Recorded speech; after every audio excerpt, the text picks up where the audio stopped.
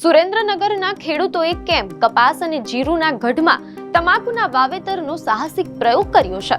કેમ સૌરાષ્ટ્રના ખેડૂતોમાં તમાકુનું આકર્ષણ વધ્યું છે અને શું આ પ્રયોગ સફળ રહેશે?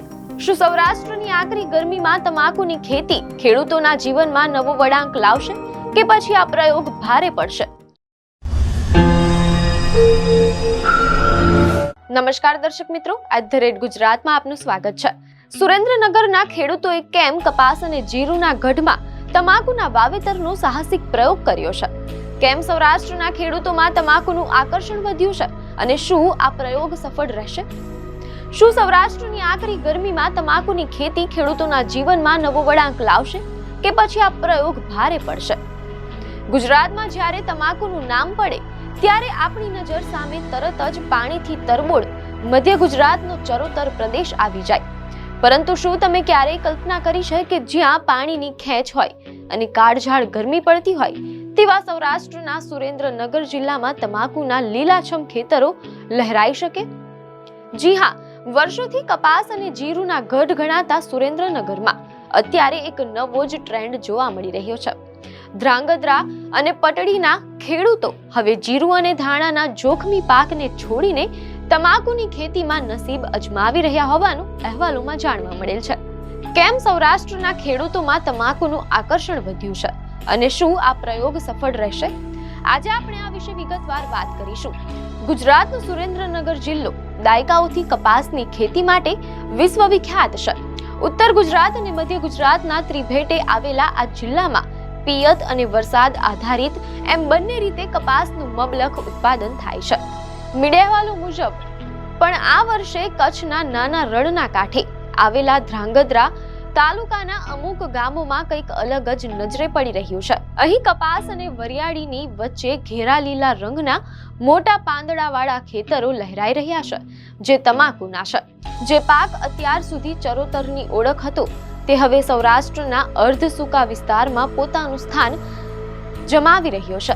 સૌરાષ્ટ્રના ખેડૂતો તમાકુ તરફ વળ્યા તેનું સૌથી મોટું કારણ જીરુ અને ધાણાના પાકમાં રહેલું જોખમ છે.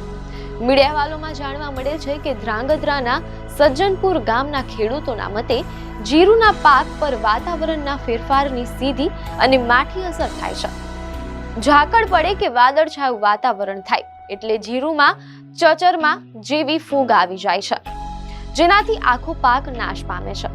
આ રોગથી બચવા માટે ખેડૂતોએ વીઘે હજારો રૂપિયાની જંતુનાશક અને ફૂગનાશક દવાઓ છાંટવી પડે છે. આટલો ખર્ચ કર્યા પછી પણ ઉત્પાદન મળે જ તેની કોઈ ગેરંટી નથી હોતી, જેના કારણે ખેડૂતો હવે સુરક્ષિત વિકલ્પ શોધી રહ્યા છે. તમાકુની ખેતી તરફ વળવાનું બીજું પ્રબળ કારણ તેનો ઓછો ઉત્પાદન ખર્ચ છે. જ્યારે એક ખેડૂત જણાવે છે કે જીરુમાં જેવી રીતે દવાઓ પાછળ હજારોનો ધુમાડો કરવો પડે છે, તેની સામે તમાકુમાં વાવેતર પછી માત્ર ખાતર આપવા સિવાય બીજો કોઈ મોટો ખર્ચ રહેતો નથી. તમાકુમાં ઈયળો કે મોલો મચ્છી જેવી જીવાતો આવે છે ખરી, પણ તે પાકને મોટું નુકસાન કરી શકતી નથી. પરિણામે મોંઘી દવાઓ છાંટવાની જરૂર પડતી નથી. આ જ કારણ છે કે આવા કેટલાક ખેડૂતોએ આ વર્ષે તમાકુનું વાવેતર કર્યું છે તેમ અહેવાલોમાં જાણવા મળેલ છે. જ્યારે કપાસ કે ઘઉંના પાકને પશુઓથી બચાવવા માટે ખેડૂતોએ રાત દિવસ ખેતરે ઉજાગરા કરવા પડે છે, પરંતુ તમાકુના પાક સાથે એક અજીબ ફાયદો જોડાયેલો છે. તમાકુના પાંદડા કડવા અને ઝેરી હોવાથી કોઈ પણ પશુ તેને અડતું નથી. મીડિયા અહેવાલોમાં જાણવા મળેલ છે કે ધ્રાંગધ્રાના ખેડૂતો ખુશીથી કહે છે કે તમાકુ વાવ્યા પછી હવે અમારે રખડતા ઢોર કે જંગલી પશુઓની ચિંતા કરવાની રહેતી નથી. પશુઓ આ પાક ખાતા જ નથી, એટલે રક્ષણ પાછળ થતો મહેનત અને ખર્ચ બંને બચી જાય છે. સામાન્ય રીતે એવું માનવામાં આવે છે કે તમાકુને પુષ્કળ પાણી જોઈએ, પણ વાસ્તવિકતા કંઈક અલગ જ છે. મીડિયા અહેવાલોમાં જાણવા મળેલ છે કે કૃષિ વૈજ્ઞાનિકોના મતે ગુજરાતમાં અત્યાર સુધી 2 પ્રકારની તમાકુ થતી હતી: ચરોતરમાં દેશી તમાકુ અને ઉત્તર ગુજરાતમાં કલકત્તી તમાકુ. સુરેન્દ્રનગરમાં અત્યારે કલકત્તી તમાકુનો પ્રયોગ થઈ રહ્યો હોવાનું અહેવાલોમાં જાણવા મળેલ છે, જે શિયાળુ પાક તરીકે લેવાય છે. મીડિયા અહેવાલોમાં જાણવા મળેલ છે કે આણંદના સંશોધન વૈજ્ઞાનિક જણાવે છે કે વાતાવરણ કરતા જમીન વધુ મહત્વની છે. જો સુરેન્દ્રનગરની મધ્યમ કાળી જમીનમાં પાકેલી તમાકુને સારો ભાવ મળશે તો આ પ્રયોગ સૌરાષ્ટ્રની ખેતી માટે ક્રાંતિકારી સાબિત થઈ શકે છે. મીડિયા અહેવાલોમાં એમ પણ જાણવા મળેલ છે કે ગુજરાત સરકારના કૃષિ વિભાગના આંકડા મુજબ આ વર્ષે રાજ્યમાં 1.72 લાખ હેક્ટરમાં તમાકુનું વાવેતર થયું છે, જેમાંથી સુરેન્દ્રનગર જિલ્લામાં પ્રથમવાર 1250 વીઘા એટલે કે 200 હેક્ટરમાં વાવેતર નોંધાયું છે. જિલ્લા ખેતીવાડી અધિકારીના જણાવ્યા મુજબ ખેડૂતોએ આ પાક પોતાની મરજીથી અપનાવ્યો છે. હજુ આ એક શરૂઆત છે. આ તમાકુ માર્કેટમાં કેવા ભાવે વેચાય છે અને ખેડૂતોને કેટલી આવક મળે છે તેના આધારે આગામી વર્ષોમાં સુરેન્દ્રનગર જિલ્લાના અન્ય તાલુકાઓ પણ તમાકુ તરફ વળે તેવી શક્યતા છે. તમાકુનું સેવન સ્વાસ્થ્ય માટે હાનિકારક છે એ વાત ખેડૂતો પણ જાણે છે, છતાં તેઓ આ ખેતી કેમ કરે છે? મીડિયા અહેવાલોમાં જાણવા મળેલ છે કે ખેડૂત કહે છે કે બીજા પાકમાં કંઈ વળતું નથી તો અમે ક્યાં જઈએ?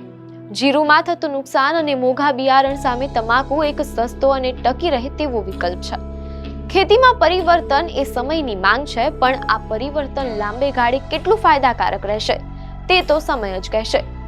સુરેન્દ્રનગરના ખેડૂતોનો આ તમાકુ પ્રયોગ સફળ થશે કે કેમ તે માર્ચ-એપ્રિલમાં જ્યારે પાક બજારમાં જશે ત્યારે સ્પષ્ટ થશે.